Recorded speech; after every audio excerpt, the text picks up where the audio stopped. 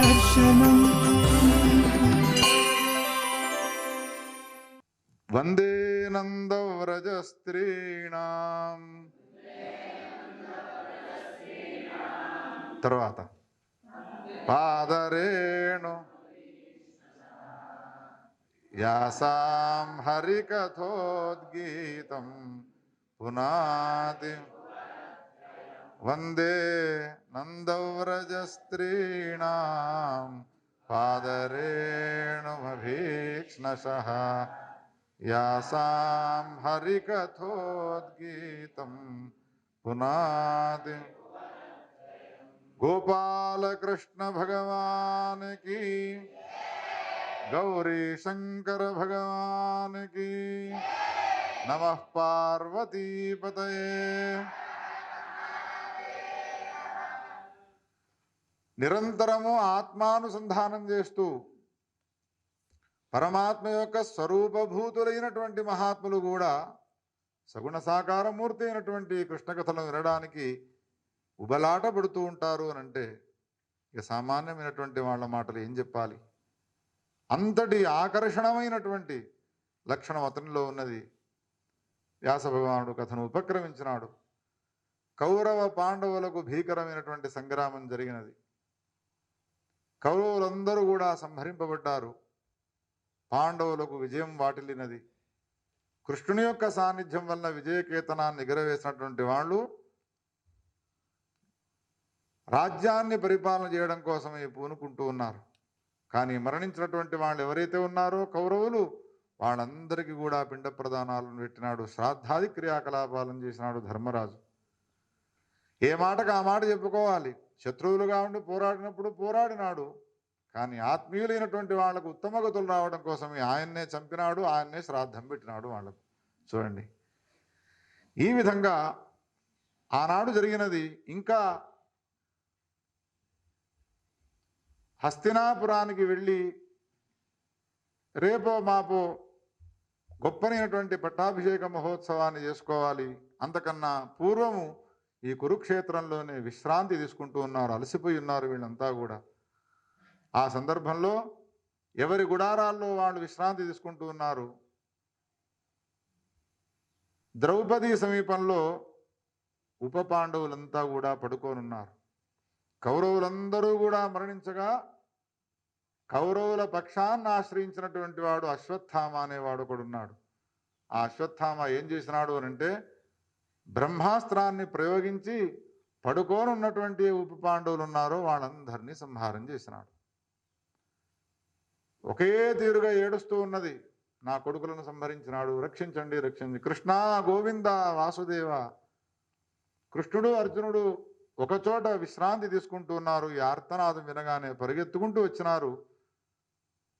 జరిగిన వృత్తాంతాన్ని తెలుసుకున్నారు. తెలుసుకున్న తర్వాత అర్జునుడు మహావేశంతో కూడుకొని ఉన్నాడు. కృష్ణ పరమాత్మ ఆ సమయంలో బ్రహ్మబంధుమిమం జహి, బ్రహ్మబంధు అయినటువంటి వీడిని సంహారం చేయి అన్నాడు. అనగానే కృష్ణుడు రథాన్ని అధిరోహించి తోలుతూ ఉండగా కృష్ణుడు తోలేటువంటి రథం పైన కూర్చున్నటువంటి అర్జునుడు ఆ అశ్వత్థామను పరిగ్రహించడానికి బయలుదేరినాడు. మహావేగంగా పరిగెడుతున్నాడు. కృష్ణునితో అర్జునుడు వస్తూ ఉన్నాడు అంటే నా చావు నిశ్చయము అని అనుకున్నాడు. అందుకని ఏం చేసినాడు, రెండవసారి బ్రహ్మాస్త్రాన్ని ప్రయోగించాడు. ఇదొక్కటి తప్ప ఇక నన్ను రక్షించేది ఇంకొకటి లేదు అని. కృష్ణ పరమాత్మ అర్జునుడితో అంటున్నాడు, ఏమయ్యా ఉదాసీనంగా ఉన్నావు అర్జున, బ్రహ్మాస్త్రాన్ని ప్రయోగించినావు, దానికి విరుగుడు నీవు కూడా బ్రహ్మాస్త్రాన్ని ప్రయోగించడమే. కృష్ణుని యొక్క ఆదేశాన్ని స్వీకరించినటువంటి అర్జునుడు అశ్వత్థామ ప్రయోగించినటువంటి బ్రహ్మాస్త్రం పైన బ్రహ్మాస్త్రాన్ని ప్రయోగించి కృష్ణుని సలహా మేరకు తన బ్రహ్మాస్త్రంలో అశ్వత్థామ బ్రహ్మాస్త్రము లయమయ్యేట్టుగా చేసుకున్నాడు. ఆ విద్య కేవలం అర్జునికి మాత్రమే తెలుసును. లోకాలనన్నిటిని కూడా భస్మ చేసేటువంటి ఆ బ్రహ్మాస్త్రము శాంతమైపోయినది. ఎదురుగా ఒక బాణం వేసినాడు, ముందుకు వెళ్ళే పరిస్థితి లేకుండా ఉన్న దశలో వెళ్ళినాడు. వెంట్రుకలు పట్టుకున్నాడు, గొరగొర లాక్క వచ్చి ద్రౌపది ముందు నిలబెట్టినాడు. చెప్పు ఇప్పుడు ఏం చేయాలనో? శిక్ష వేసేదేదో ఆ శిక్ష అక్కడే వేస్తే అయిపోయేది. కానీ ఈమె ద్వారా వినాలి అని చెప్పి తీసుకువచ్చి ద్రౌపది ముందు ఉంచితే ఆమె ఏడుస్తూ ఈ విధంగా అన్నది, హే స్వామి, నా కొడుకులు మరణించి నేనేడ్చినట్టుగా అశ్వత్థామ తల్లి ఏడవకూడదు ఆ కుమారుడు మరణించినట్టుగా. ఎంతటి విశాల హృదయం చూడండి. తోటి స్త్రీకి అటువంటి దుఃఖం అనేటువంటిది రాకూడదు. ఇదొక కారణమైతే, రెండవ కారణం ఒకటి, బ్రాహ్మణుణ్ణి చంపడము బ్రహ్మహత్య మహాపాపం అవుతుంది. ఆ పాపాన్ని మీరు చేయకూడదు. ఒకవేళ ఈ అశ్వత్థామాను చంపినట్టయితే మరణించినటువంటి నా కొడుకులు బ్రతికి వస్తారా చెప్పండి అన్నది. అంతటి విశాల హృదయం. సమీపంలో ఉన్న కృష్ణుడు మాత్రము బ్రహ్మబంధు విమంజి, నీకు అన్యాయం చేసినాడు కాబట్టి అన్యాయం చేసిన వానికి అన్యాయం చేయడం, ప్రతీకారం తీర్చుకోవడం అనేది క్షత్రధర్మం. నేను చెప్తున్నాను వినవయ్యా, చంపిపారే వీణ్ణి అన్నాడు కృష్ణుడు. వద్దు అని ఎవరన్నారు? చంపమని ఎవరన్నారు? ఇప్పుడు ఏం చేయాలి అర్జునుడు? కృష్ణుడు చంపమన్నాడు కదా అని చంపినాడు అనుకో, నేను వదిలిపెట్టమన్నా కానీ ఎందుకు చంపినావు అని జీవితాంతం నసపెడుతుంది భార్య. ఒకవేళ చంపకుండా ఉదాసీనంగా వదిలిపెట్టినాడు అనుకో, 18 రోజులు నీ వెంట ఉండి మహాభారత సంగ్రామం చేయించి మీకు జయాన్ని చేయించినందుకు ఇదా నాకు ఫలం నువ్వు ఇచ్చేది ఈయనంటాడు. ఎంత పెద్ద సమస్య వచ్చినది అర్జునికి. ఇప్పుడు ఏం చేయాలి? ఇటువంటి సమస్య వచ్చినప్పుడు భగవత్ చరణారవిందాలను ఆశ్రయించాలి. భాగవతంలో ఈ కథను చెప్తూ మనకు వ్యాస భగవానుడు తెలియజేసే అంశం ఏమిటి అంటే, అర్జునునికి ఒక సమస్య వచ్చినట్టుగా మనకి ఈ కథలో చెప్పినాడు. ఇటువంటి సమస్యలు వందలాది మనకు వస్తూ ఉంటాయి. అందుకని సమస్యల్లో ముడులలో దుఃఖాన్ని అనుభవించడానికి బదులు మనం చేయాల్సిన కర్తవ్యం ఏమిటి అంటే, నీవే తప్ప ఇతఃపరం బెరగా, నీవు తప్ప నాకు ఇంకా మార్గాన్ని దర్శింపజేసే వాళ్ళు ఇంకోళ్ళు లేరు అని ఆయననే శరణాగతి పొందుదాము అని శరణాగతి పొందినాడు. నీవే నాకు ఉపాయం చెప్పవయ్యా, ద్రౌపది మాట వినా అన్నా, నీ మాట వినా అన్నా అంటే ఆయన ఏం సలహా ఇచ్చినాడు? చంపకు అన్నాడు. అయితే చంపమని అనాలి, లేకపోతే చంపకుమని అనాలి. ఇదెట్లా సాధ్యమవుతుంది? చంపకపోవడం అనేటువంటి ధర్మశాస్త్రంలో ఉన్నది. అదెట్లా అంటే, బ్రాహ్మణుడైనటువంటి ఏ అశ్వత్థామ ఉన్నాడో, అశ్వత్థామకు ఉన్నటువంటి ఏ శిఖ గలదో ఆ శిఖను తొలగించు. బ్రాహ్మణుడై ఉండి ఎవడైతే శిఖను తొలగించుకుంటాడో వాడు బ్రతికిన వాడితో సమానం కాదు. ఎవరితో సమానము? మరణించిన వాడితో సమానము. అందుకని బ్రాహ్మణుడు వాడు క్రాఫులు పెట్టుకొని గాక శిఖ మాత్రం తప్పకుండా ఉండాలి. ఉత్తర దేశానికి వెళ్ళి చూడండి, ఎంతటి వాడైనా సరే, వాడు కూలి పని చేసినా సరే బ్రాహ్మడైన వాడు అని మనం గుర్తించగలదు. అసలు హిందూ అయిన ప్రతివానికి ఉండేది శిఖ. ప్రాచీన కాలంలో రాను రాను అంతరించి బ్రాహ్మణ వర్గంలో కూడా అది మాయమైపోతున్నది. చాలా శోచించదగ్గ విషయం అయి ఉన్నది. ఆ తర్వాత వాళ్లకు పిల్లలకు చేయవలసినటువంటి అంత్య సంస్కారం అంతా కూడా చేసినాడు. వెళ్ళి పట్టాభిషేక మహోత్సవాన్ని చేసినాడు. 18 రోజులు కాదు, 3 నెలలు ఉన్నాడు కృష్ణ పరమాత్మ హస్తినాపురంలో. అప్పటికే ఆయనకు 16,000 మంది భార్యలతో పెళ్లిళ్ళైనాయి. పిల్లలు, మనవలు, మనవరాళ్ళందరూ ఉన్నారు. తాత ఎప్పుడు వస్తాడా, మా నాన్నగారు ఎప్పుడు వస్తారా అని ద్వారకానగరంలో అందరూ ఎదురు చూస్తూ ఉన్నారు. తనకు సంసారం పెద్దది, ఎంత పెద్ద సంసారం ఉన్నది, వెళ్ళాలి అని ఆయన వెళ్ళడానికి పూనుకున్నాడు. ఇంతలో కృష్ణా రక్షించు అని పరిగెత్తుకుంటూ వచ్చినది ఉత్తరాదేవి. పాహి పాహి మహాయోగిన్ దేవదేవ జగత్పతే నాణ్యం త్వదభయం పశ్యే ఎత్ర మృత్యు పరస్పరం. ఏమమ్మా, ఎందుకు నా సమీపానికి పరిగెత్తుకుంటూ వస్తున్నావు అని అంటే, ఉత్తర కృష్ణుని చరణార విందాలను ఆశ్రయించి అంటున్నది, హే ప్రభు, నీవు తప్ప ఈ సమయంలో నన్ను రక్షించేవాడు ఇంకోడు లేడు. ఏ అశ్వత్థామను మీరు వదిలిపెట్టినారో ఆ అశ్వత్థామ పాండవులలోని శేషమైనటువంటి ఈ ఉత్తరనైన నా గర్భంలో ఉన్నటువంటి శిశువు పైన బ్రహ్మాస్త్రాన్ని ప్రయోగించినాడు. భయంకరమైన బ్రహ్మాస్త్రం వచ్చి నా గర్భాన్ని కాల్చబోతూ ఉన్నది. గర్భంలో ఉన్నటువంటి శిశువు వాడు మరణించబోతూ ఉన్నాడు. మా వంశాన్ని రక్షించు, శరణాగతి పొందినటువంటి నా మాటను విన్న అనుగ్రహించవయ్యా అనగానే అప్పుడు పరమాత్మ సుదర్శన చక్రాన్ని వదిలినాడు. లోపల ఉన్నటువంటి ఏ శిశువు ఉన్నాడో ఆ శిశువు చుట్టూ సుదర్శన చక్రం గిరగిర తిరుగుతూ ఉన్నది. మనకి మాట చెప్పి పరీక్షిత్తుతో శుకుడు ఏమంటాడు అని అంటే, సూతుడు శౌనకాదులతో ఏమంటాడు అని అంటే, హే శౌనకాదులారా, చుట్టూ తేజస్సుగా జరిగేది గదను చేతిలో ధరించినటువంటి శ్రీమన్నారాయణమూర్తి చుట్టూ పారాహుషారు చేస్తూ ఉన్నాడు. నేపాల్ వాళ్ళు మనమందరం నిద్రపోయిన తర్వాత వాడలో ఇటు అటు తిరుగుతూ ఉంటారు రక్షించడానికి. పొద్దున వచ్చి 5 రూపాయలు 10 రూపాయలు ఇస్తే తీసుకుపోతారు. ఒక దాసుని పని, ఒక భృత్యుని పని చేస్తూ ఉన్నాడు. ఎవరు? అనంత కోటి బ్రహ్మాండ నాయకుడైనటువంటి పరమాత్మ. ఎందుకయ్యా నీకు ఈ పని చేయవలసి వచ్చినది అంటే, శరణాగతి పొందినది కదనయ్యా. తన సుఖాన్ని వదిలిపెట్టుకొని, తన ఆనందాన్ని వదిలిపెట్టుకొని భృత్యులను రక్షించే నిమిత్తమై గదను చేతిలో ధరించి పారాహుషారు చేస్తూ ఉన్నాడు అంటే పరమాత్మ యొక్క లక్షణం ఎంత గొప్పది ఒక్కసారి ఆలోచించండి. చుట్టూ తిరుగుతూ ఉన్నాడు. ఈ విధంగా జరిగిపోయిన తర్వాత గర్భం రక్షింపబడ్డది. బ్రహ్మాస్త్రం ఇతన్ని ఏమి చేయలేదు. ప్రసవం అయ్యేంత వరకు ఆ పిల్లవాడు రక్షింపబడతాడు, ఇందులో సందేహం లేదు అని అనుకున్నాడు. ఊపిరి పీల్చుకున్నాడు. అక్కడి నుంచి మళ్ళీ తిరుగు ప్రయాణం పోతున్నాడు. ఒక్కొక్కడు మన ఇంటికి వస్తే ఆత్మీయుణ్ణి వెళ్ళిపోతాను అంటే పంపాలి అని అనిపించదు. ఒక 2 రోజులుండు, ఒక 3 రోజులుండు, ఇక్కడికి 10 రోజులైంది నేను వచ్చి నాకు సంసారం లేదా అని వాడు తొందరపడుతూ ఉంటాడు.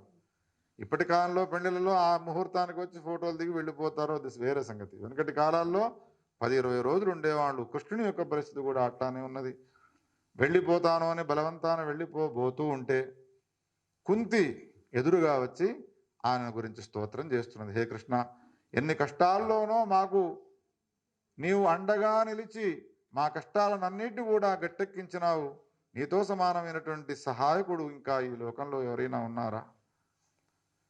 కృష్ణాయ వాసుదేవాయ దేవకీ నందనాయ చ నందగోపకుమారాయ గోవిందాయ నమో నమః అని కుంతీదేవి చేసినటువంటి స్తోత్రంలోని శ్లోకం ఇది. ఒక 2 శ్లోకాలు మీకు వచ్చినాయనంటే భాగవతంలో 2 శ్లోకాలు నేర్చుకున్న వాళ్ళు అవుతారు మీరు. ఒక మహానుభావుడు కాశీక్షేత్రంలో అన్ని దర్శనాలు అధ్యయనం చేసినాడు. కాశీలో ఉండే పండితులందరూ కలిసి ఆయనతో ప్రార్థన చేసినారు. అన్ని దర్శనాల్లో ప్రజ్ఞ ఉన్నవాడు భాగవతం చెప్తే చాలా రుచిగా ఉంటుందయ్యా అని పండితులంతా కూర్చొని ఆయనతో భాగవతం చెప్పించుకునేవాళ్ళు. శివభక్తుడై ఉండేది ఆయన. భాగవతాన్ని ఎప్పుడైతే చెప్పినాడో కన్వర్ట్ అయిపోయినది ఆయన మనస్సు. కృష్ణుని భక్తుడైపోయినాడు. కాశీని వదిలిపెట్టి బృందావనానికి వచ్చి చేరుకున్నాడు. బృందావనంలో అందరూ పండితులంతా, సాధువులు, సంతువులంతా చేరి ఆయన కథను వింటూ ఆనందముగ్నులు అవుతూ ఉండేవాడు. కథ ముందుకు సాగేదే కాదు. ఎందుకంటే అనేక దర్శనాల్లో పాండిత్యం ఉన్నవాడు ఏం చేస్తాడు? ఒక శ్లోకాన్ని విరుస్తాడు, అటు చేస్తాడు. సరిగ్గా కుంతి స్తోత్రం వచ్చినది. 4 రోజులు చెప్పినాడు ఈ శ్లోకాన్ని. 12 గంటలు చొప్పున 4 రోజులు చెప్పినాడు. అందరూ ఆనందముగ్నులైపోతున్నారు. కానీ కృష్ణునికి కోపం వస్తున్నది. ఈ శ్లోకం దాటి అవతలికి పోడు. ఎందుకు కోపం వస్తున్నది నీకు కృష్ణ అని అడిగితే, నందయతీతి నంద, ఆనందయతీతి ఆనంద, నందగోపహ అంటే దీని గురించి ఒక రోజంతా చెప్పినాడు. అందరూ శ్రోతలు తన్మయులై వింటూ ఉండగా ఒక బాల పిల్లవాడు జుట్టంతా విరబోసుకొని ధూళి దూసరి తాంగుడినటువంటి వాడి పరిగెత్తుకుంటూ వచ్చి ఆ పండితుడిని వెంట్రుకలను పట్టుకొని చంపమించి ఒక్కటి వేసి, ఏమయ్యా నందగోప కుమారాయ అంటే నందుని కుమారుడైనటువంటి కృష్ణునికి నమస్కారం అని అర్థం చెప్పడం నీకు ఇష్టం లేదా? 3 రోజుల నుంచి విడదీస్తున్నావు ఈ పదాన్ని. విడదీసి వ్యాకరణంలో ఇట్లా అంటారు, సాంఖ్యులు ఇట్లా అంటారు, అదంటారు, ఇట్లా అంటున్నావు అని కొట్టి వెళ్ళిపోతూ ఉన్నాడు. కళ్ళు వెంబడి అశ్రుధారాలు చూస్తూ ఉన్నాడు. వచ్చినప్పుడు ధూళదీసృతాంగుడైనటువంటి సామాన్య బాలకుడు, వెళ్ళేప్పుడు నెమలి పింఛాన్ని ధరించినటువంటి పీతాంబరధారి. ఆనాటి నుండి చెంపలు వేసుకొని ఉన్న శ్లోకానికి ఉన్నట్టుగా అర్థం చెప్పినాడు. ఇక భాగవతాన్నంతా కూడా చెప్పడం ప్రారంభించినాడు. కొంతమందికి లోపల అర్థమే ఉన్నది, యువతల అర్థమే ఉన్నది. విడదీసి ఒక్కసారి అనేక రోజులు జరిగేట్టుగా చేస్తూ ఉంటారు. అది సరైనది కాదు అని 120 సంవత్సరాల క్రితం జరిగిన యథార్థ ఘటన ఇది. ఒక భాగవతానికి పరంపర ఉన్నది. వాళ్ళ తాత ముత్తాతల నాటి నుండి భాగవతాన్ని చెప్పేటువంటి సంప్రదాయం అది. వాళ్ళ ఇంటిలో జరిగినటువంటి ఘటనను ఆ పుస్తకాన్ని ప్రింట్ చేసే సమయంలో ఆముఖంలో రాసినాడు మహానుభావుడు. కృష్ణ పరమాత్మ సన్నిహితుడై ఈ భాగవతాన్ని శ్రవణం చేస్తూ ఉంటాడు. అపరాధం చేయకూడదు, అపచారం చేయకూడదు, భాగవతాపచారాన్ని చేయకూడదు. కృష్ణుడు సన్నిహితుడై ఉంటాడు. ఎక్కడ రామచరితం జరుగుతూ ఉంటుందో అక్కడ ఆంజనేయ స్వామి ఉంటాడు. ఎక్కడ కృష్ణ చరితము జరుగుతూ ఉంటుందో అక్కడ సాక్షాత్ కృష్ణ పరమాత్మనే నివాసం చేసి కథాశ్రవణం చేస్తూ ఉంటాడు. కథ చక్కగా చెప్తున్నాడా, ఏమైనా పొరపాటు చేస్తున్నాడా అని వినేవాళ్ళు నిద్రపోకుంటూ వింటున్నారా, లేకపోతే జాగరూకులై వింటూ ఉంటారా అనేది కూడా చూస్తూ ఉంటాడు. ఈ సందర్భంలో స్తోత్రాన్ని విన్నటువంటి కృష్ణుడు కుంతీదేవిని అడిగినాడు, నీకేం వరం కావన్నో చెప్పవమ్మా అంటే, విపదస్సంతు నశ్యశ్వతు తత్ర తత్ర జగద్గురో భవతో దర్శనం యత్స్యాద పునర్భవ దర్శనం. కృష్ణ, కోరుకోమన్నావు కాబట్టి కోరుకుంటున్నాను, మాకెప్పుడూ కష్టాలు వచ్చేట్టుగా అనుగ్రహించు అన్నాడు. ఇదేం కోరిక? ఎవరైనా కృష్ణ పరమాత్మ ప్రత్యక్షం ఏం కావాలో కోరుకో అని అంటే, నాకు ఇల్లు కట్టివు, లేకపోతే నాకు ఉద్యోగాన్ని ఇవ్వు, నాకు ప్రమోషన్ ఇవ్వు, 1,00,000 రూపాయలు వచ్చేట్టుగా బంగారాన్ని ఇవ్వు అని కోరుకోవాలి. కానీ ఎప్పుడు కష్టాలు వచ్చేట్టుగా అనుగ్రహించు అని కోరుకున్నది. ఎందుకమ్మా అనంటే, కష్టాలు వచ్చినప్పుడే కదా నిన్ను కీర్తించేది. సుఖంగా ఉన్నప్పుడు ఎవడైనా నిన్ను స్మరిస్తాడా స్వామి? అందుకని నేను అనుభవపూర్వకంగా చెబుతున్నాను, కష్టాలను మాకు మొట్టమొదటి ఇచ్చిన తర్వాత కష్టాలను అనుభవిస్తూ ఉన్న సమయంలో మేము దుఃఖాన్ని అనుభవిస్తూ ఉండగా నిరంతరం మా వెంట ఉంటూ మా కష్టాలన్నిటి కూడా నీవు గట్టెక్కించినావు. చాలా అద్భుతమైనటువంటి స్తోత్రం ఇది. భాగవతంలో మొట్టమొదటి స్తోత్ర రాజం ఇది. శృణ్వంతి గాయంతి గృణంత్యభీక్ష్ణశః స్మరంతి నందంతి తవేహితం జనాః త ఏవ పశ్యంత్యచిరేణ తావకం భవ ప్రవాహోపశమం పదాంబుజం అప్యజ్జనస్తం స్వకృతే హిత ప్రభో జిహాసయాపి స్విత్సుహృదో అనుజీవినః. నిరంతరము నీకు సంబంధించినటువంటి కథలను విని గానం చేసి ఎవరు నీకు సంబంధించినటువంటి చరిత్రలను స్మరిస్తారో అటువంటి వానికి నీవు దగ్గర అయి ఉంటావు. ఈ సందర్భంలో నేనొక కోరిక ఇంకోటి కోరుకుంటాను. కష్టాలు నాకివ్వని నీవు అడిగినటువంటి కోరిక అది కోరిక కాదమ్మా. ఆయా జీవులు చేసేటువంటి పాప పుణ్యకర్మలను అనుసరించి వాళ్ళ కష్టాలు వస్తూ ఉంటాయి, వాళ్ళు దుఃఖాన్ని అనుభవిస్తుంటారు. ఇప్పుడు నేను నీకు వరాన్ని వదలుచుకున్నాను, నీకేం వరం కావాలో కోరుకో అని అంటే అద్భుతమైనటువంటి వరాన్ని కోరుకున్నది. స్నేహపాశమిమం ఛింధి దృఢం పాండుషు వృష్ణిషు. సంసారంలో ఉన్నటువంటి కుంతినైనటువంటి నాకు పాండవుల పైన ఉన్నటువంటి ఏ స్నేహపాశం ఉన్నదో, వీళ్ళు నా వాళ్ళు, వీళ్ళు నా కొడుకులు, వాళ్లకు పెండిళ్ళైనాయి, వాళ్లకు పిల్లలు పుట్టినారు, అయినా కానీ వాళ్ళ మీద ప్రేమ ఎందుకు? ఇది వార్ధక్యం వచ్చినా కానీ వాళ్ళపైన ప్రేమ చావడం లేదు నాకు. అందుకని నాకు వాళ్ళపైన ఉండేటువంటి ఆ ప్రేమను, మోహాన్ని తొలగిపోయేట్టుగా అనుగ్రహించు. ఆ పని చేస్తే ఏమవుతుంది? ప్రేమ అనేది మిగిలే ఉంటుంది, స్నేహం అనేటువంటిది మిగిలే ఉంటుంది, మోహం అనేది ఉండనే ఉంటుంది. దాన్ని ఎటు దిక్కు కన్వర్ట్ చేస్తాను నేను అని అంటే, కృష్ణుడవైన నీపైకి నేను కన్వర్ట్ చేస్తాను. ఏ కొడుకుల పైన ప్రేమ, ఏ పిల్లల పైన ప్రేమ, ఏ భార్య పైన ప్రేమ, ఏ భర్త పైన ప్రేమ, మోహము, అనురాగం ఉంటాయో ఇవన్నీ తొలగిపోయేటివి కావు. వీటన్నిటిని వాళ్ళ నుండి ఇంకొకళ్ళ దిక్కు మరల్చాలి. సంసారంలో ఉన్న వీళ్ళందరి పైన ఉండేటువంటి ప్రేమ, మోహ, అనురాగాలన్నిటిని కూడా కృష్ణుని పైన మనం పెట్టుకున్నాము అనంటే వాడు దూరం ఉండడు, వాడెప్పుడు మన సన్నిహితుడయ్యే ఉంటాడు. శ్రీకృష్ణ గోవింద హరే మురారే.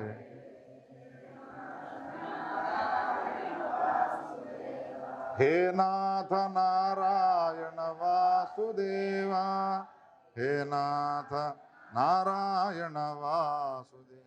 గోపాల కృష్ణ భగవాన్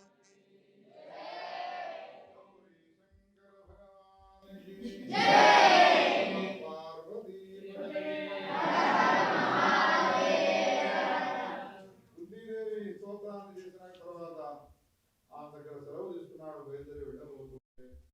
కృష్ణ ఇప్పుడే వెళ్ళకయ్యా, ఇదేమిటయ్యా ఒకటిగా కూర్చోకుండా నాకు అడ్డు జరుగుతుందా, నేను తొందరగా వెళ్ళాలి నా సంసారానికి నా ద్వారకా నగరానికి నేను అంటూ ఉంటే కాదు, నా మాటను విని నాకు ఒక దారి చూపి వెళ్ళు అన్నాడు.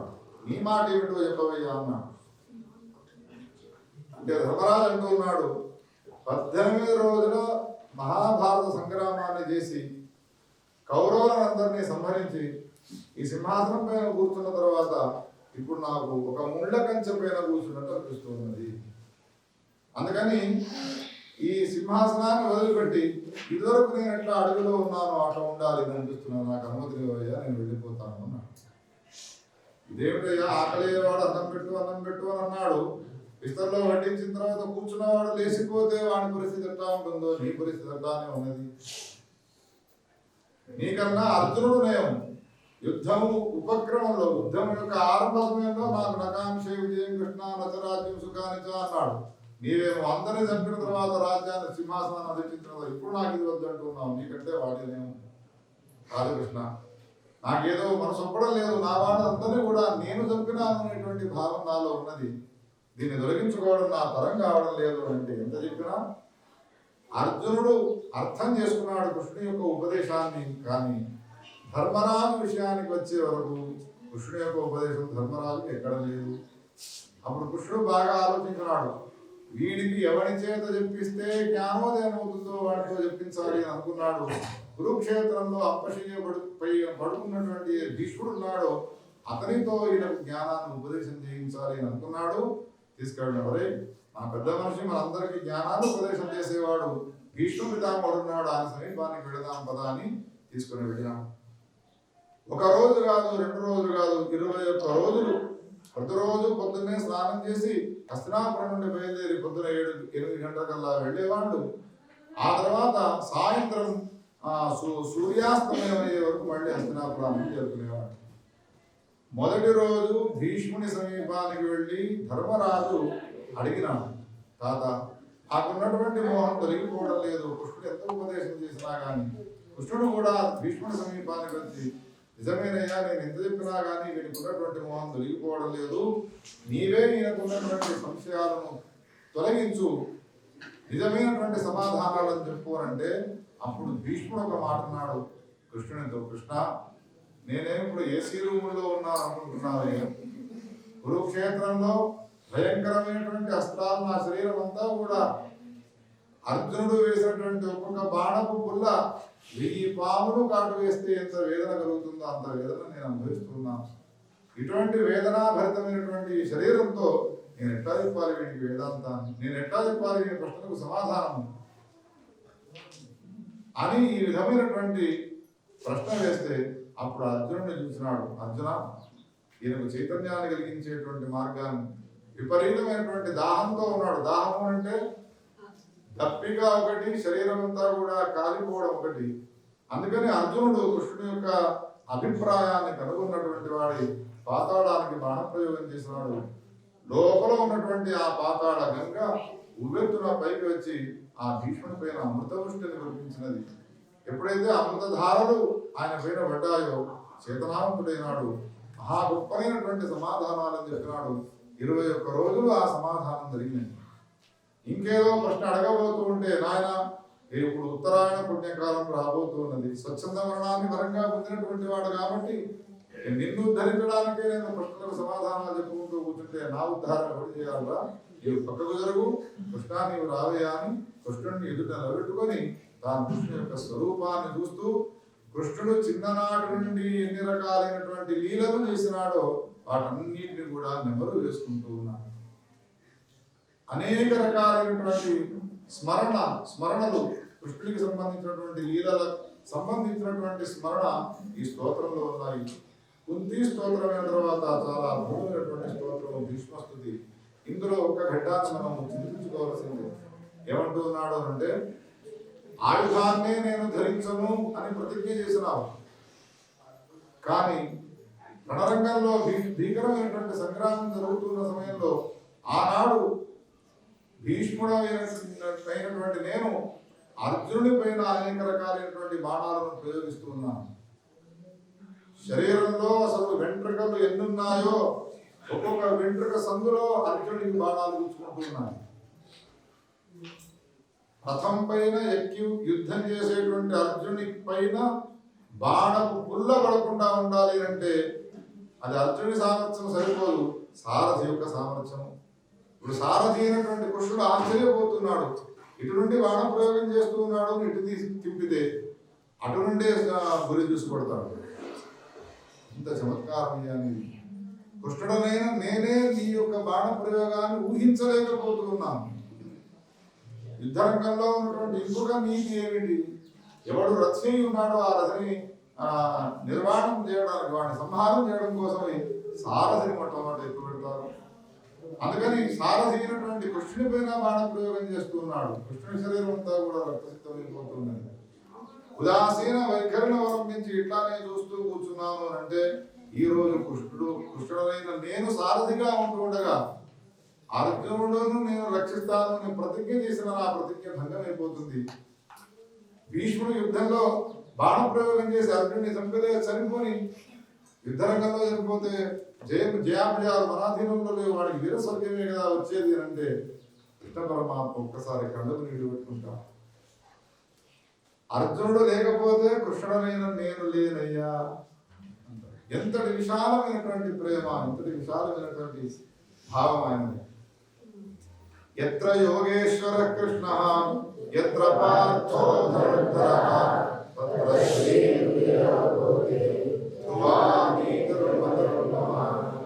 నీవు తప్ప నన్ను రక్షించేవాడు ఇంకెవడూ లేడు అని అనన్య శరణాగతి పొందినాడు అంటే వాడి విషయంలో ఎంత ప్రేమ రాగాలను చూస్తాడు. తన సర్వస్వాన్ని సమర్పించుకుంటాడు ప్రభువైనటువంటి పరమాత్మ.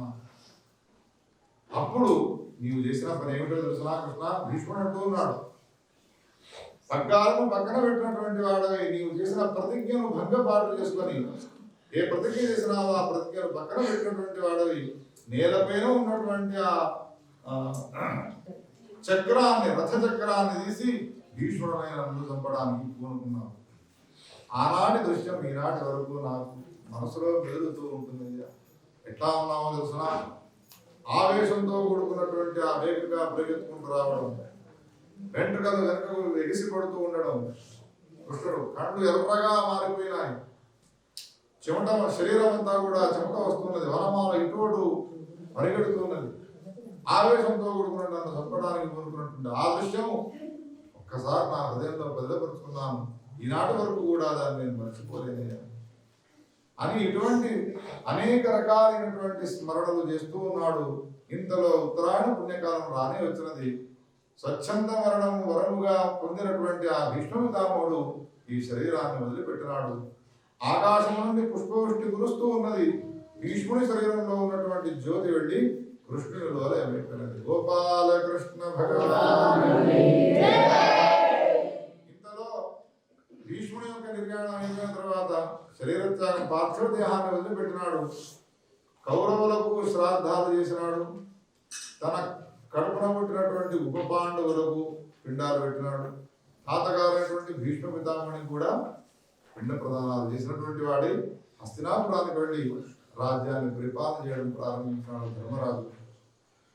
ఇది అయిపోయిన తర్వాత ఇప్పుడు ఇక తాను వెళ్ళి వస్తాను అనే మాటలు చెప్పి ద్వారకా నగరానికి తిరుగు ప్రయాణమైనాడు. ద్వారకా నగరానికి వెళ్తున్న సమయంలో మార్గ మధ్యంలో ఉన్నటువంటి ఎన్ని గ్రామాల్లో ఉండేటువంటి ప్రజలు ఉన్నారో వాళ్ళంతా కూడా కంస సంహారం చేసిన వాడు ఇతనేనే, పాండవులకు విజయ సంకేతాలు చేసిన వాడు ఇతనేనే, కృష్ణుడికి వెన్నంటే చాలా ఇష్టము అని కొంతమంది వెన్నులు తీసుకువచ్చి ఇంకొంతమంది పెరుగులను తీసుకువచ్చి ఆయన యొక్క ప్రేమను చూరగొనే ప్రయత్నం చేస్తూ మార్గ మధ్యంలో అంతా కూడా సందడి వాతావరణం నెలకొన్నది. ఇటువంటి సందడితో కృష్ణుడు ఎక్కడ ఉంటే అక్కడ సందడి, కృష్ణుడు ఎక్కడ లేకపోతే అక్కడ శూన్యాగారం. జీవము లేనటువంటి శరీరము ఏ విధంగా జీవోత్సవం అయిపోతుందో కృష్ణుడు లేనటువంటి ప్రాంతము జీవం ఉన్నప్పుడు ఆ శరీరాన్ని గంధచందనాలతో ఎక్కడైతే అలంకారం చేసి ఆభరణాలతో భూషణం చేస్తారో కృష్ణుని యొక్క ఉనికి వలన ఆ స్థానానికే ఒక గొప్పనైనటువంటి వెల అనేటువంటిది వస్తుంది.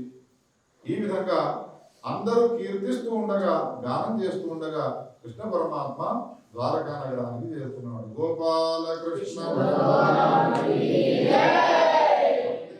నందవ్రజ స్త్రీణాం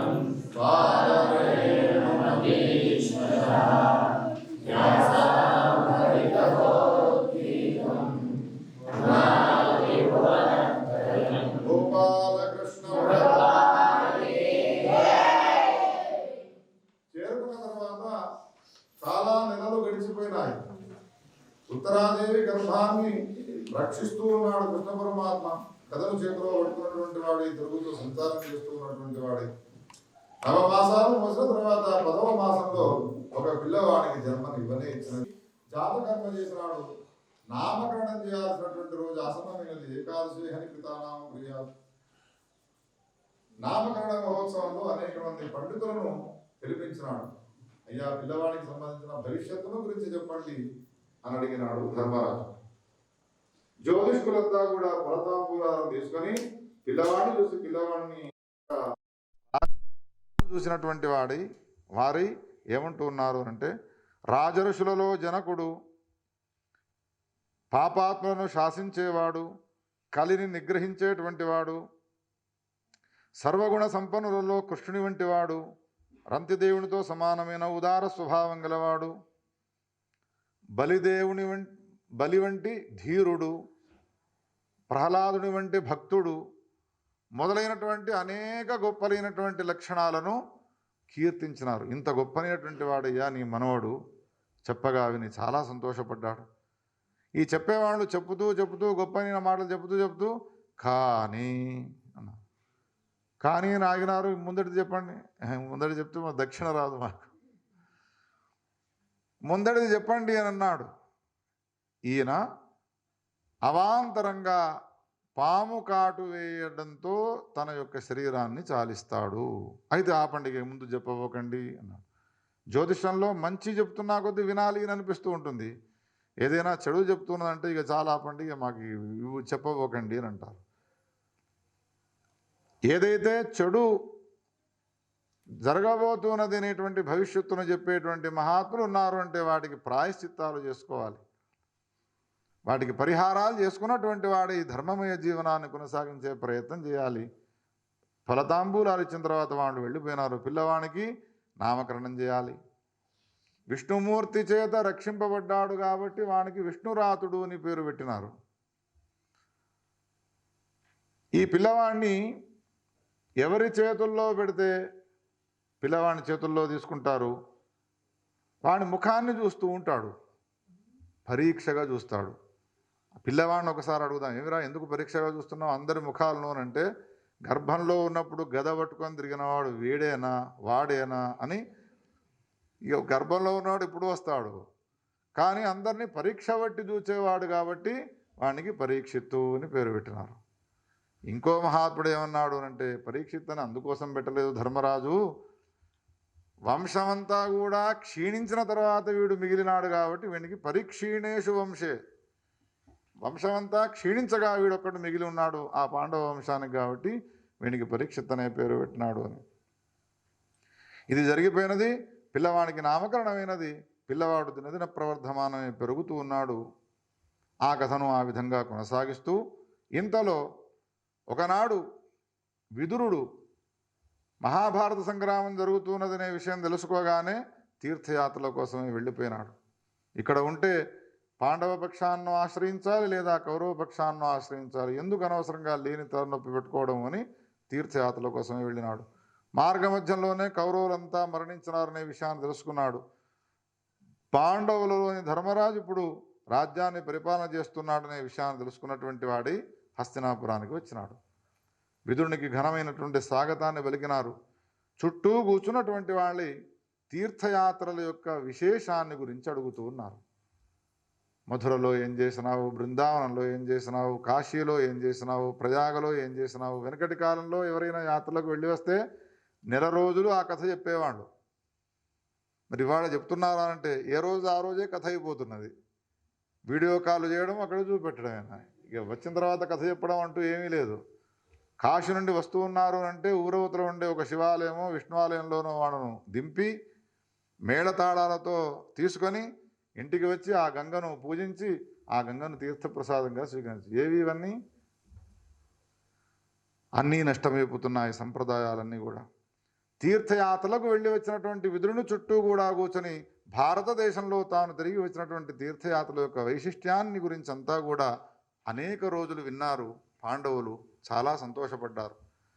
అందరూ కనబడుతూ ఉన్నారు, కానీ తన అన్నగారైనటువంటి ధృతరాష్ట్రుడు కనిపించడం లేదు ఏమి అని. కౌరవుల్లో అందరూ మరణించినారు, మిగిలిన్నది ఇద్దరు. వాళ్ళు ఎవరు అంటే ధృతరాష్ట్రుడు, గాంధారి, ఇద్దరు మిగిలిన్నారు. మామకాః పాండవాశ్చైవ కిమ కుర్వత సంజయ అని అడిగినాడు యుద్ధరంగంలో. సంజయుడిని అడుగుతున్నాడు, నా వాళ్ళు పాండు యొక్క కొడుకులు ఏం చేస్తున్నారో చెప్పవయ్యా. అంతటి మమకారం ఆయనకు. అంతటి మమకారాన్ని పెంచుకున్నటువంటి కొడుకులందరూ మరణించినా కానీ ఎవరి చేతుల్లో మరణించినారో వాళ్ళ చేతుల్లో జీవనాన్ని కొనసాగిస్తూ ఉన్నాడు. విదురునికి ఆ పరిస్థితి చూసిన తర్వాత ధృతరాష్ట్రు పైన ఏవగింపు కలిగినది. ధృతరాష్ట్రునికి ఇంకా జ్ఞానం కలగలేదా? ఎంతోమంది మహాత్ములు ఆయనకు బోధ చేసినా కానీ మోహాన్ని తొలగించుకోలేదు అని ఒకనాడు ధృతరాష్ట్రుని గెలవడానికి వెళ్ళినాడు. ఏకాంతంలో ధృతరాష్ట్రుడు విదురుడు ఇద్దరూ సంభాషణ చేస్తూ ఉన్నారు. విదురా, ఎంతమంది చెప్పినా కానీ నా పిల్లల కోసం నేను ఇంతకాలం చేసినాను, పిల్లలంతా మరణించినారు, ఇప్పుడు నన్ను నేను రక్షించుకోవడానికి ప్రయత్నం చేస్తున్నాను, ఏమిటయ్యా ఈ మోహం అసలు తొలగిపోవడం లేదు. అందుకనే నిన్ను చూస్తే నాకు మహా ఆవేశం వస్తున్నది, చీత్కారం కలుగుతున్నది, చీయనాలి అని అనిపిస్తూ ఉన్నది. ఎందుకయ్యా ఈ జీవనం? ఎవడు ప్రతిజ్ఞ చేసి 100 మంది కొడుకులను నేను చంపుతాను, వాళ్ళ శరీరంలో ఉన్న రక్తాన్ని తీసుకువచ్చి ద్రౌపది వెంట్రుకలకు నేను రాస్తాను అని ప్రతిజ్ఞ చేసినటువంటి భీముడు అంతమందిని చంపి వాళ్ళ రక్తాన్ని తీసుకువచ్చి ద్రౌపది వెంట్రుకలను ఆ అలంకారం చేసి ప్రతిజ్ఞను నెరవేర్చుకున్నటువంటి ఆ భీముడిని ధర్మరాజు ఏం చేసినాడు అని అంటే, ఏ భీమా, ప్రతిరోజు మన నాన్నగారైనటువంటి ధృతరాష్ట్రానికి నువ్వే అన్నం పెట్టాలా తీసుకుపోయి. ధృతరాష్ట్రుడు అంటే అసలు ఇష్టం లేదు ఆయనకు, ప్రేమనే లేదు. అన్న మాటను అంగీకరించి వినాలి. అందుకని ఏం చేసేవాడు, అన్నాన్ని వడ్డించమని వంట వాళ్ళతో చెప్పి విస్తర నిండా అన్నం తీసుకువచ్చి తిను అని పారవేసేవాడు. ఆకలితో ఉండేవాడు పాపం ధృతరాష్ట్రుడు, తెచ్చింది ఏదో తినేవాడు. ఈ దృశ్యాన్ని చూసినాడు. సామాన్యమైనటువంటి ఇతర కులాల్లో పుట్టినటువంటి వాళ్ళే అభిమానంతో జీవనాన్ని కొనసాగిస్తూ ఉంటారు. క్షత్రియ కులంలో పుట్టి అభిమానరహితమైనటువంటి జీవనాన్ని చేస్తున్నావు, ఎంతటి దౌర్భాగ్య స్థితి నీకున్నది. ఒక్కసారి నేను చెప్పే మాటలు వినవయ్యా అని అద్భుతమైనటువంటి వేదాంతాన్ని చెప్పినాడు. ఏమంటూ ఉన్నాడు అంటే, యథాగావో నసి ప్రోతాః తంత్యాం బద్ధా స్వదామభిః వాక్తంత్యాం నామభిర్బద్ధాః వహంతి బలిమీషితుః. ఆవులను కట్టేసేందుకోసమే ఒక పెద్ద పగ్గాన్ని కడతారు కొట్టాల్లో. ఆ తర్వాత మిగతా వాటికి వేసేటువంటి తాళ్ళు ఉంటాయో అవన్నిటినీ ఆ తాడుకు సంధానం చేస్తారు. ఒకే తాడుకు మిగతా ఆవులకు కట్టివేసినటువంటి తాళ్ళు యొక్క సంధానం చేయడం వలన వాటన్నిటికీ ఆధారం ఆ పెద్ద తాడయి ఉంటుందో, ఈ అనంత బ్రహ్మాండాలన్నీ కూడా, బ్రహ్మాండాల్లో ఉండేటువంటి ప్రాణులకు సంబంధించినటువంటి తాళ్ళన్నీ కూడా పెద్ద తాడు వంటి ఆ పరమాత్మకు అనుసంధానమై ఉంటాయి. అర్థం చేయించడానికి రకరకాల ఉపాయాలు చేస్తాడు వ్యాస భగవానుడు. ఇట్లా అర్థం కాలేదా, అయితే ఇంకో రకంగా మీకు అర్థం చేయిస్తాను. అది మీకు అర్థం కాలేదా, ఇంకో రకంగా. పరమాత్మ సర్వవ్యాపకుడు అనడానికి ఒక ఉదాహరణ చెప్పినాడు. అగ్ని చెక్కలో ఎట్లా వ్యాపించుంటుందో. ఇప్పుడు రెండవ ఉపమానాన్ని చెప్తున్నాడు. ఒక తాడుకు మిగతా తాళ్లతో కట్టివేయబడ్డటువంటి ఆ ఆవులన్నీ కూడా దీన్ని ఆధారంగా చేసుకుని ఏ విధంగా బ్రతుకుతాయో, ఏ విధంగా ఉంటాయో, జగత్తులో ఉన్నటువంటి సకల ప్రాణులంతా కూడా పరమాత్మను ఆసరాగా పెట్టుకొని, పరమాత్మను ఆధారంగా పెట్టుకొని జీవనాన్ని కొనసాగిస్తూ ఉంటారయ్యా. వాని కోసం మనం ప్రయత్నం చేయాలి అంటే మనకున్నటువంటి మోహాన్ని తొలగించుకోవాలి. ఏం జీవితమే అన్నయ్య ఇది అని 2 మాటలు బోధించగానే ఇన్నేళ్ల నుండి వ్యాసుడు మొదలైనటువంటి వాళ్ళంతా చెప్పినారా అని వైరాగ్యం ఆనాడు రాత్రి వచ్చినది. గాంధారిని పిలిచినాడు.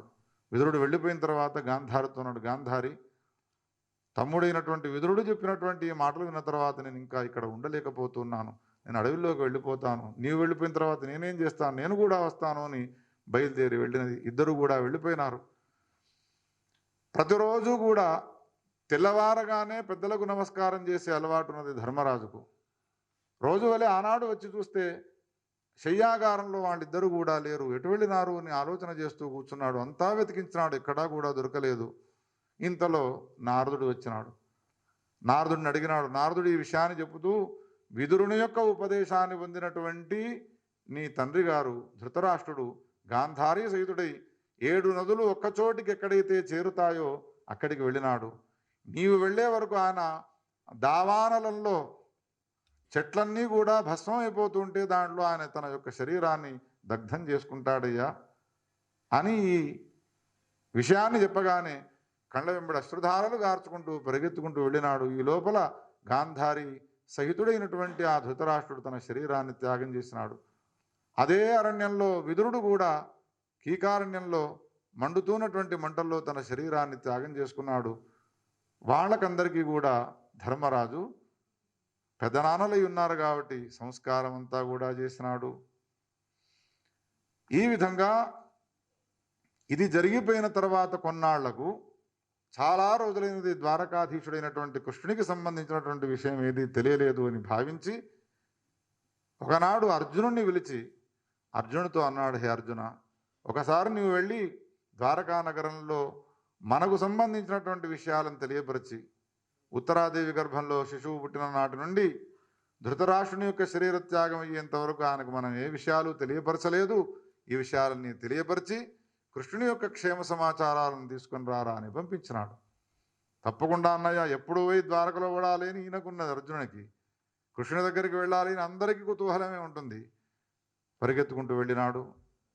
రేపు వస్తాను అని వెళ్ళినటువంటి అర్జునుడు 1, 2 నెల రోజులైనా రావడం లేదు. భీముడిని పిలుచుకొని భీముడితో సంవాదం చేస్తూ ఉన్నాడు ధర్మరాజు. రేపు వస్తాను అని వెళ్ళినటువంటి అర్జునుడు ఇంకా రావడం లేదు.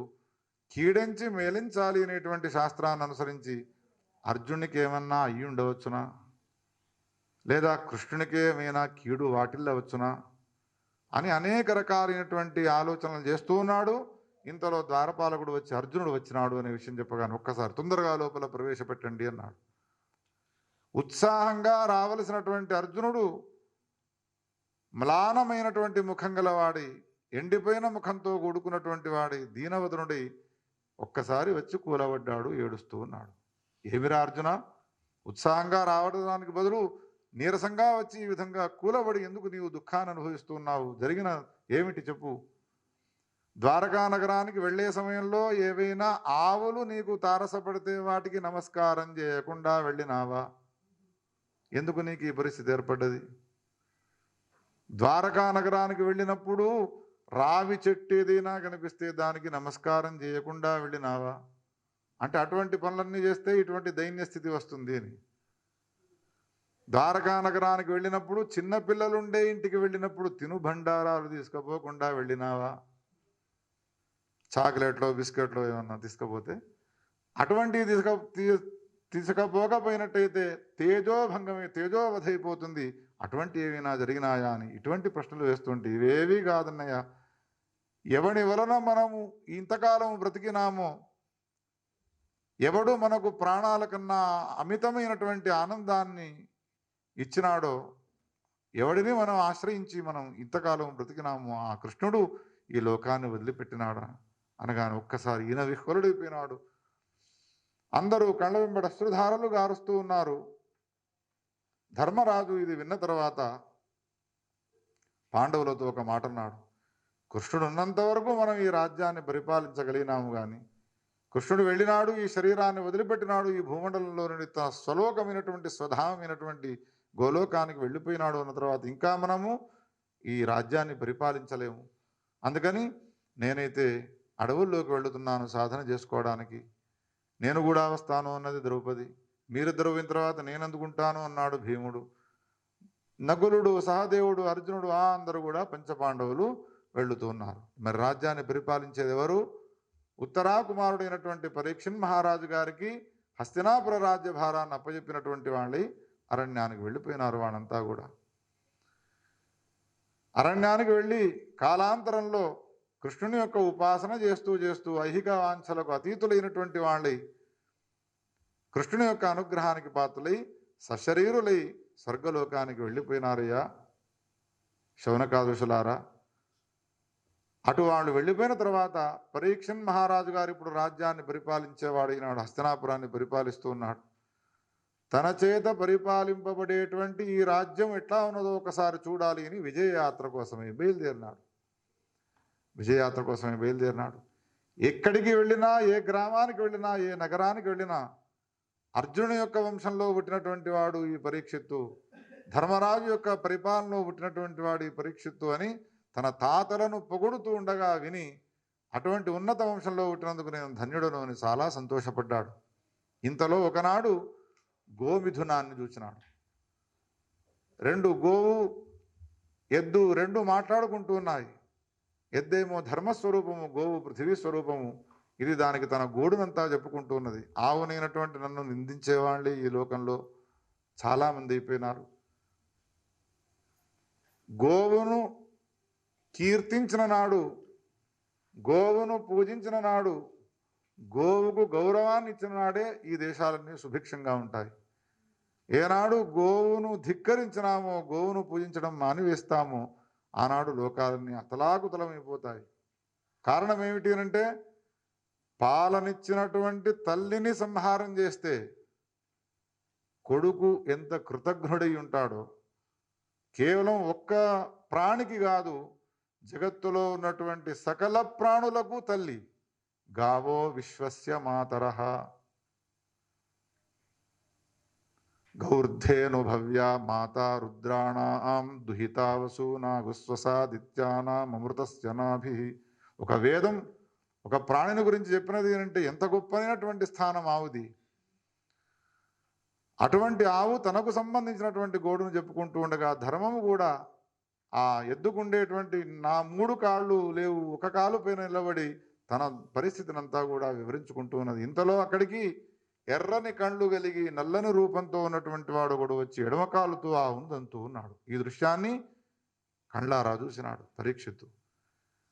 ఏ పరీక్షిత్తునైనటువంటి నేను మా తాత ముత్తాతల చేత పరిపాలింపబడ్డ రాజ్యంలో గోవుకు అగ్రస్థానాన్నిచ్చి గోవును పూజించినారో, అనంతకోటి బ్రహ్మాండ నాయకుడైనటువంటి కృష్ణుడు నారాయణమూర్తి కృష్ణునిగా అవతరించి గోవుల యొక్క సంరక్షణ చేసినటువంటి పరమపావనమైన ఈ భారతదేశంలో గోవును ఎడమకాలుతో దంతూ ఉన్నటువంటి దృశ్యాన్ని చూసినానంటే నా అంతటి నీచుడు ఇంకెవడైనా ఉన్నాడా?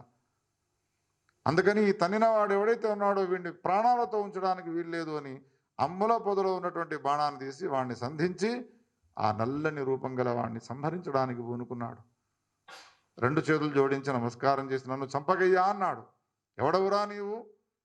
పాండవ వంశంలో పుట్టినటువంటి నేను రాజ్యాన్ని పరిపాలన చేస్తుంటే ఆవుకింత ధిక్కారా? ఆవుని ఇంత ధిక్కరిస్తావా? ఆవును ఎడమకాలుతో తంతే వాడిని చంపాలి అని ప్రయత్నం చేసినాడు. ఈనాడు ఆవులనన్నిటిని కూడా తీసుకుపోయి పశు వధ్యశాలలో వేస్తూ ఉంటే ఎవ్వరికీ అసలు శరీరంలో రోమాలు నిక్కబడవడం లేదు. గోవధ్యశాలలో ఎంత దుఃఖాన్ని అనుభవిస్తున్నాయి ఆవులని. గోపాలకుడైనటువంటి నీవు మళ్ళీ అవతరించి గోవుల యొక్క సంరక్షణ చేయాల్సినటువంటి బాధ్యత నీపైనే ఉన్నది స్వామి. ఏ రాజ్యాలు వచ్చినా ఎంతమంది మహాత్ములు గోహత్య నిషేధాన్ని చేయడానికి ప్రయత్నం చేసినా అది సాధ్యం కావడం లేదు. భయంకరమైనటువంటి వేడితో ఉన్నటువంటి నీళ్లను వాటి తోలుపైన వేస్తారట. మొట్టమొదట హాహాకారాలు చేస్తూ ఉంటాయి, మిషన్లో వెళుతూ ఉంటాయి, ఏదో ఆహారం ఇస్తారు అని అనుకుంటాయి పాపం. అవి నోరు లేనటువంటి జీవాలను మిషన్లలో పెట్టి మాంసాన్ని మాంసముగా, ఎముకలను ఎముకలుగా తీసివేసి అక్కడే ఉన్నటువంటి విమానాల్లో ఎక్కిస్తే ఫ్రెష్గా వచ్చినటువంటి ఆ గోమాంసాన్ని తింటూ కోట్ల రూపాయలను మన ఇండియాకు పంపిస్తూ ఉంటే ఇది మన భారతదేశీయులు చేసేటువంటి వ్యాపారం. ఎంతటి నింజమైనటువంటి ఉత్తర దేశం వాళ్ళంతా కూడా మన దక్షిణాది వాళ్ళని గురించి ధిక్కరిస్తారు. లక్షలాది ఆవులను పెట్టుకొని గోశాలను నిర్వహణ చేస్తూ ఉంటే మీ ప్రాంతంలో గోవధ్యశాలలున్నా మీరు ఏం చేయలేకపోతున్నారు అని మనం ధిక్కరిస్తారు. ఎక్కడ పోయినది పౌరుషం? ఎక్కడ పోయినది మన వేదాలపైన ఉండేటువంటి అభిమానము? మన తల్లిని ఎవడైనా నిందిస్తే మనం ఊరుకుంటామా చెప్పండి? వ్యాసపీఠం నుండి ప్రార్థించేదల్లా ఒకటి, హే ప్రభు కృష్ణ, అందరూ వివశలైపోయి ఉన్నారు, ఎవ్వరూ కూడా ఏమి చేసే పరిస్థితుల్లో లేరు. అందుకని హే ప్రభు, నీవే అవతరించి మళ్ళీ ఎవరైతే రాక్షసులై ఉండి దేవతలకు కూడా ఆహారాన్ని ఇచ్చేటువంటి మాత గలదో ఆ గోమాతను రక్షించాల్సినటువంటి ఒక బాధ్యతను నీవు స్వీకరించాలి అని ప్రార్థించాల్సిన సమయం ఆసన్నమైనది. ఎవడెవరా నీవు, నిన్ను చంపేస్తాను అని బాణప్రయోగం చేయడానికి పూనుకో. నన్ను కలిపురుషుడు అంటారు, నీవు నన్ను చంపడానికి వీల్లేదు, నిన్ను శరణాగతి పొందుతున్నాను, అయితే నా రాజ్యంలో ఉండకు నీవు అన్నాడు. నీ రాజ్యంలో ఉండకు అనంటే ఉండకుండా పోను, ఎక్కడైనా ఉంటాను, ఆ ఉండే చోటేదో చెప్పు, హద్దు దాటి నేను బయటికి రాను అన్నాడు. అయితే 4 స్థానాలు ఇస్తాను నీకు అని. ఏ ఇంట్లోనైతే భార్యాభర్తలు పోట్లాడతారో, ఏ ఇంట్లోనైతే సురాపానం చేస్తారో, ఏ ఇంట్లో జూదం ఆడుతూ ఉంటారో అటువంటి స్థానాల్లోకి నువ్వు వెళ్ళి నివాసం చేయి. నేను కోరుకుంటాను, ఒక్క స్థానం నాకు ఇస్తావా? కోరుకో. ఎక్కడైతే బంగారం ఉంటుందో అక్కడ నేనుంటాను అన్నాడు కలిపురుషుడు. బంగారం ఉన్న చోట కూడా వాడుంటాడు. ఈ 4 స్థానాలను పొంది క్రమక్రమముగా ఆ పరీక్షన్ మహారాజు గారు అనుకున్నాడు, నేను పరిపాలించే రాజ్యంలో భార్యాభర్తల్లో కలహాలుండవు, ఎవడు జూదమాడడు, ఎవడు సురాపానం చేయడు, ఎవడు వేదాలను ధిక్కరించడు, యజ్ఞాగాధికృతులను ఆచరిస్తూ ఉంటాడనే విశ్వాసం ఉండే వెతికి 1 2 తీసుకున్నాడు. ఆ 2 10 అయినాయి, 10 100 అయిపోయినాయి, 100 1000 ఇండ్లు అయిపోయినాయి, మొత్తం ఆక్రమించిపోయినది. దర్శనం